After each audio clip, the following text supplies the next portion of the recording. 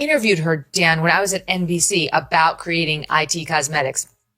And she did have the high, I can't even do it, my voice is too low, but she had the high squeaky voice a little, but she's really leaning in now in her little podcast with Meghan, and she's gone next octave up. And the two of them have the weirdest dynamic.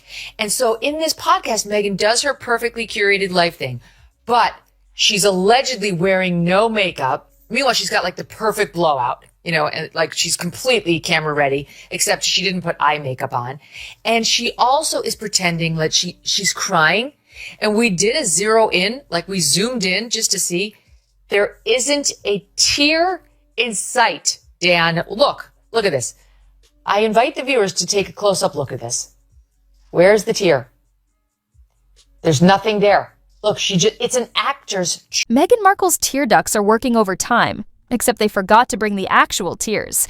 Greg Gutfeld ripped into her like a royal roast, while Megyn Kelly handed out truth bombs like party favors, because even teamwork has standards. So, was it bad acting, emotional manipulation, or just another Tuesday in Meghan's podcast kingdom? Grab your popcorn. This solo tag team takedown is the most brutally hilarious thing you'll see since Harry tried juggling royal duties. I resent you. I resent England for sending your second-hand royalty to us, because now we got to deal with this. Yes, I just love the fact that they thought that they were going to be royalty here in America. So there was an assumption that and they were almost there. I mean, they were going to get gigs everywhere. There were Netflix, Hulu, Apple TV. Everybody was just going to give them millions and millions, and then they had to sit in a room with them and realize, my God, they're vacuous. He's a nice guy, apparently, but I mean, just thoroughly vacuous. She leads him around on a rope, and and it's like, that's it. That is the kind of sitcom I want to see. I'll tell you the other thing. It happened again. Meghan Markle cried, emotionally, not physically. One of those elite-level sobs where the vocal cords do all the heavy lifting, but the tear ducts mysteriously call in sick. It's the kind of cry meant to sound powerful, soul-wrenching, and deeply moving, except her face forgot to RSVP to the drama. She pulled out all the stops. Here is the intro of the episode. Meghan, Duchess of Sussex, in her first ever podcast interview. It's happening! It's not about the grandeur of a gesture. It's about I see you. I'm nurturing you and I see you so deeply, and I love being able to see your growth. Of all things, it's making me emotional. I have full body chills right now.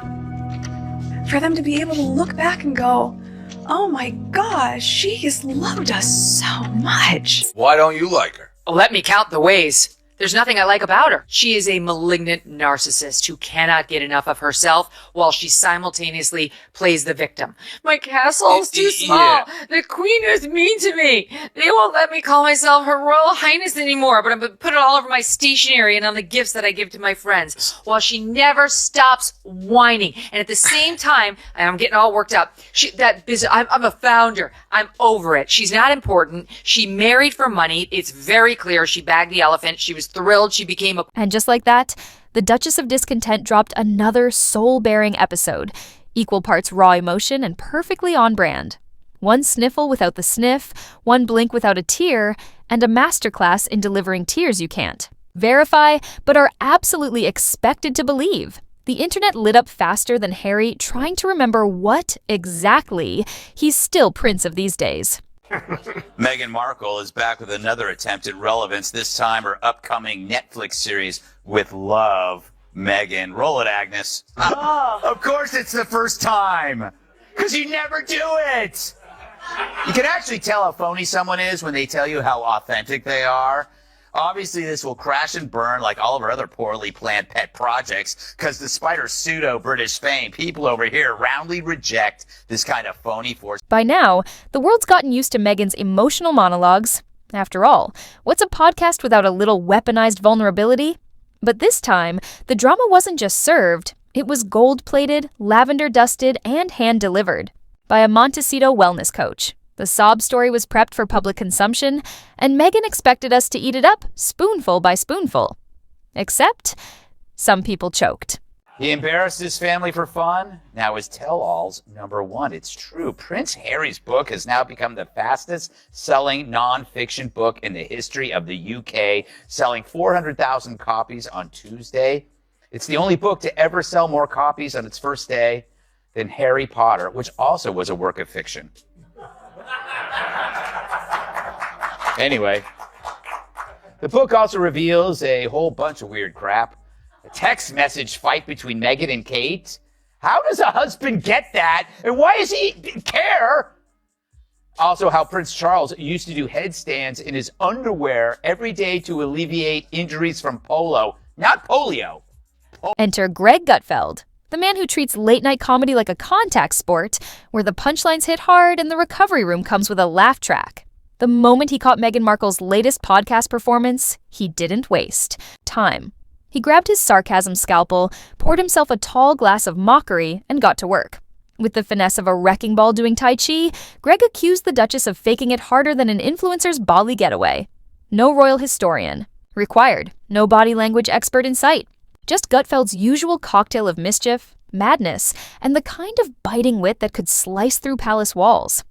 According to Greg's read, and let's face it, he always comes with a read, this wasn't vulnerability.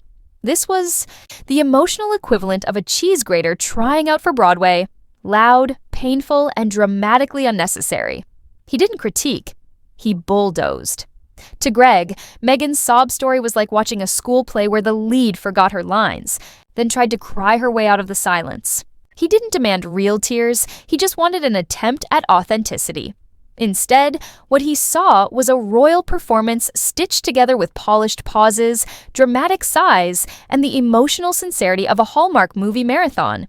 And because Gutfeld lives off irony and Red Bull, he couldn't resist pointing out the absurdity of Meghan painting herself as the world's most silenced woman, while simultaneously speaking into a multi-million-dollar microphone, backed by a Spotify deal, a Netflix docuseries, and a PR machine. Louder than a Buckingham bell tower? His verdict? If this is what silenced sounds like, we'd hate to hear what she sounds like when she's actually talking. You can't frame it as a struggle when your emotional breakdown comes with a soundtrack, soft lighting, and an editing team. Gutfeld didn't just roll his eyes, he practically launched them into orbit. Gave an interview to People magazine. She says she loves building this safe haven and show with her daughter. And she says, being able to have my own little girl, as I've spent so much of my life championing the rights of girls and women, knowing this is something that I can create in front of my daughter and teach her what it's like to be a working mom. This is not what it's like to be a working mom. What it's like to be a working mom is to come downstairs with no makeup on, you're barely out of your pajamas, and you're like, did you eat? Let's go! You're late! Get your backpack! Come on! If you do this again, I'm not bringing it to you at school! Let's go! Good. Right? Grab anything! Doesn't matter what the sugar content is. This is so... But Greg didn't stop at mocking the moistureless monologue.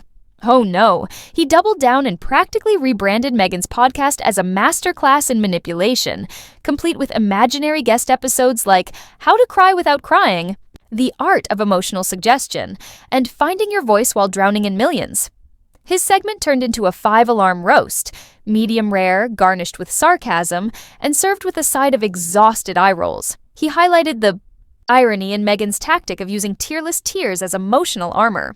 Because let's be honest, how do you critique someone's sadness mid-sob if the sob never actually arrives? It's like being emotionally held hostage by a mime. The facial expressions say one thing, the audio says another, and the audience is stuck in the uncanny valley of manufactured empathy, unsure whether to feel moved or mildly gaslit. You're left wondering, wait, did she fake cry again?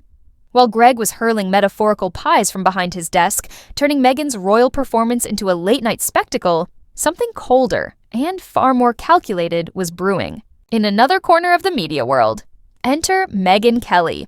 If Gutfeld is the jester with a flamethrower, Kelly is the prosecutor with a scalpel. Where Greg flails in gleeful mockery, Meghan moves with clinical precision. She doesn't cackle. She doesn't clown, she corners. And she had thoughts. Meghan didn't need punchlines or a laugh track. Her takedown didn't aim for chuckles, it aimed for credibility. Like a hawk circling above, she zeroed in not on Meghan's performance itself, but on the strategy beneath it.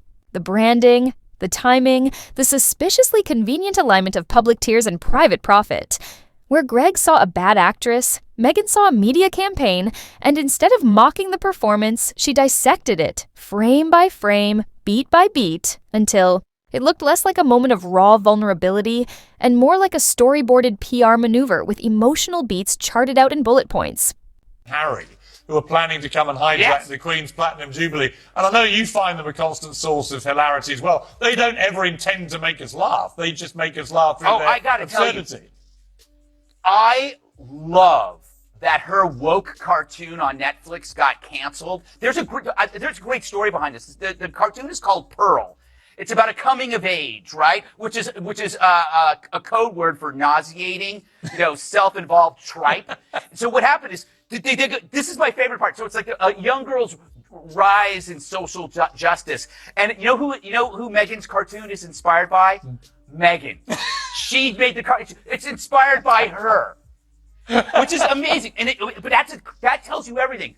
That in the woke world, it is not actually about helping people. It's a disguise. It's a virtue signal that helps you, that makes you look good. Right. And there's perfect evidence of this because they never help anybody but... And Megyn Kelly's conclusion? Weaponized emotion 101. Meghan's tears, or more accurately, the idea of them, weren't about bearing her soul. They were about controlling the narrative. Kelly didn't just react, she deconstructed. Her tone wasn't, oh please, it was more, let's break this down like evidence in a courtroom. She methodically unpacked the entire moment as if she were building a case. Every sniffle timed, every vocal quiver suspiciously placed, every anecdote launched like a well-aimed PR missile. According to Meghan, this wasn't vulnerability. It was a strategic sob grenade thrown precisely when criticism heats up or when the public stops leaning in her favor. And the pattern? Oh, it's there. Every time the spotlight starts to dim, out comes a new emotional reveal. Another wound reopened. Another soft-focused story delivered with perfect poise and high production polish. But here's the twist. They're never raw. Never truly messy. Not once disheveled or cracked. Meghan doesn't give you real pain. She gives you pain curated through a brand consultant. It's sadness with a press kit. Meghan, ever the meticulous dissector, pushed beyond the performance and went straight for the credibility. She asked what many have whispered. Why do Meghan's stories subtly shift depending on the platform? Why are major accusations never backed by receipts? Why is every dramatic moment anchored in vague emotion rather than hard evidence? It wasn't just the absence of actual tears that raised red flags for Meghan. It was the absence of consistency. Because yes, you can fake a cry. But faking a narrative, that's where trust unravels. That's where the damage isn't just emotional, it's reputational. She is the most insecure person I have seen in the public eye in a long time. That is why everything had to be perfectly curated. Who the hell picks fucking berries in a white cashmere blouse and white pants? Literally no one on earth does that. And like this garden, which is like the most over the top, like we're all supposed to go, Maureen, to make our breakfast in the morning out to our gardens and pick our berries, our raspberries, our strawberries, our blueberries, our snozberries, and cut our mint and then cut our flowers that are edible. But don't worry, she's a woman of the people. You can grow those just on your windowsill at home. Sure. In New York, your edible flowers. And don't forget your local beekeeper. Yeah. Your local beekeeper. Oh, yeah, because she has a bee hive, which she goes to. That's how they open the whole series with her bees. And like, don't worry, if you don't have this, just go to your local beekeeper. Clearly, we're living in different... While Greg Gutfeld brought the laughs with his signature mockery, Megyn Kelly brought the scalpel and concern. Because this wasn't just about a missing tear, it was about the long-term fallout of someone using emotional currency like it's legal tender in a PR campaign. When you cry wolf too many times, especially without the actual tears, people stop listening, even when the wolf is real.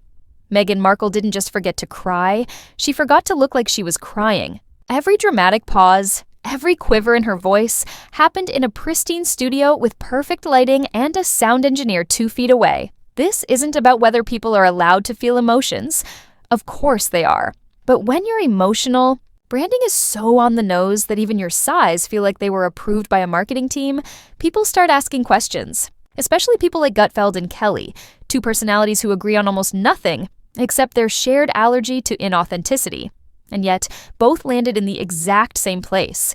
There's something deeply off about a Duchess who cries without tears, who feels everything except accountability, and who somehow manages to be both oppressed and globally broadcast at the same time.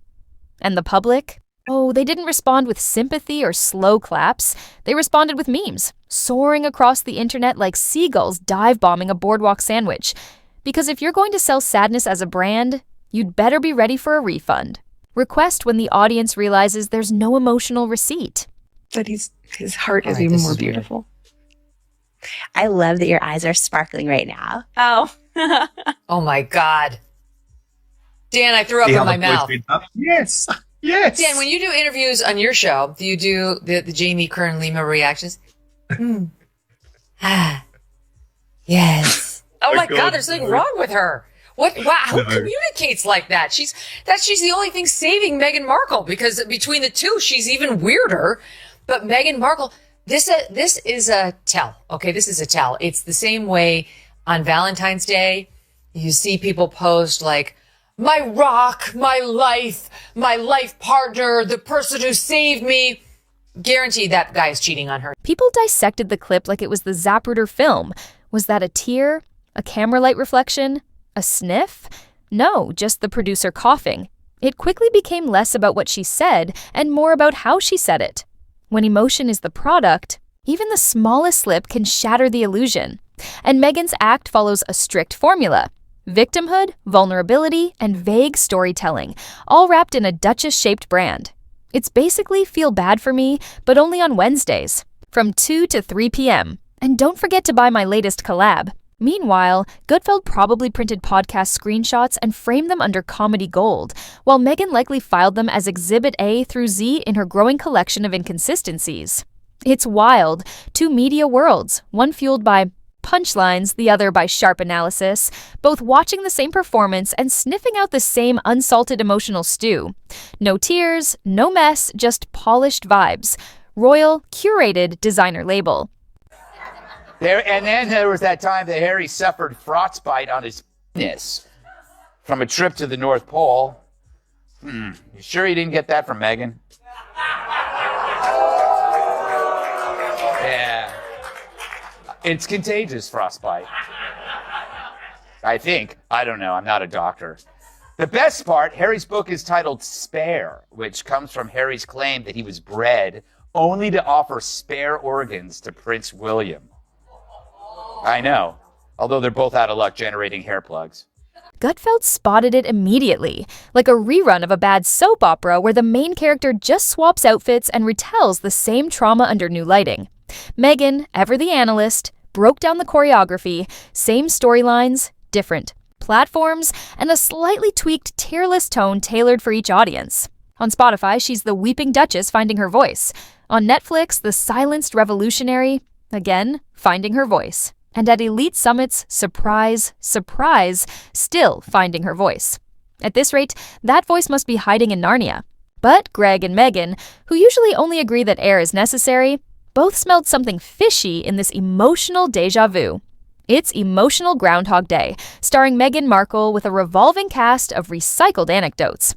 Every new appearance brings a slightly altered script. Villains reshuffled, settings swapped, Harry's facial expressions changed. But the core remains untouched. Meghan as the misunderstood heroine, perfectly lit and inexplicably allergic to actual tears. That's the Meghan Markle experience now, the Duchess of emotional nuance. You can't criticize her without being cruel, doubt her without being sexist, or laugh without becoming part of the problem, even when she's crying. Without crying in a multi-million-dollar audio studio. She married Harry. The press was wonderful for her. The British people loved Harry, and they were delighted to see him so happy and in love, and she was playing the role of demure, supportive partner to a T. I mean, very well. It wasn't until she started to make her positions clear and continuously play the victim from the palace that people started to get a feel of who she really was. And then the public opinion turned. And so Maybe the real takeaway isn't that Meghan faked tears. It's that she's unknowingly turned herself into a performance artist after the curtains have already fallen. The harder she tries to seem genuine, the more manufactured she appears. No. Amount of podcast ambiance can mask the fact that when Greg Gutfeld and Megyn Kelly, one with biting comedy, the other with cold logic, both call foul, it's time to wonder if the Emperor's New Podcast has any emotional clothes left. Just when you think the emotional theatrics have peaked, Meghan drops another soul-bearing bombshell on a platform, built for mass consumption. Privacy, apparently, is best guarded by streaming it worldwide on Spotify, complete with sound design, orchestral interludes, and a 3-act structure. Nothing says, "Leave me alone," like Strategic Revelations captured in 4K audio. She cries without tears, speaks with endless pauses meant to imply depth, and drifts between strength and fragility like a royal ghost lost in a yoga retreat. One moment she's a symbol of resilience, the next a cautionary tale about overexposure. It's emotional ping-pong, and the audience is getting whiplash.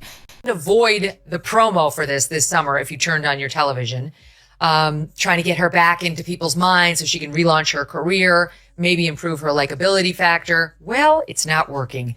A new poll conducted by Newsweek shows that her popularity is down 8 points from June. She's underwater in her net approval rating. 33% of people reported their dislike for her. 31% said she was okay to them. I guess the rest don't have an opinion, but she's going in the wrong direction. Harry's liked by a few more, but they're still both disliked. And so you tell me whether it is possible at this point to rehabilitate. Gutfeld, the king of chaotic critique, turned her podcast into an all-you-can-eat sarcasm buffet. Meanwhile, Kelly sliced through the Duchess's narrative like it owed her money. Yet somehow, Meghan's expressionless sobs still stole center stage, defying logic and physics. This isn't performance art. It's performance psychology expertly crafted by a PR team. The Meghan paradox is alive and quietly weeping. She wants to be seen but left alone, craves sympathy without scrutiny, and demands authenticity, courtesy of a lighting director. Her truth is always trending, her pain perfectly timed, and her vulnerability carefully editorialized. While the world argues over whether her tears were real or just air escaping a script, one thing is clear. Meghan Markle may not be acting, but her emotions are pulling double shifts. At this point, her feelings deserve their own dressing room, a trailer, maybe even an IMDb page, because honestly, her emotions need their own agent. And Meghan, she's standing center stage waiting for applause that sounds more like laughter, and not the good kind.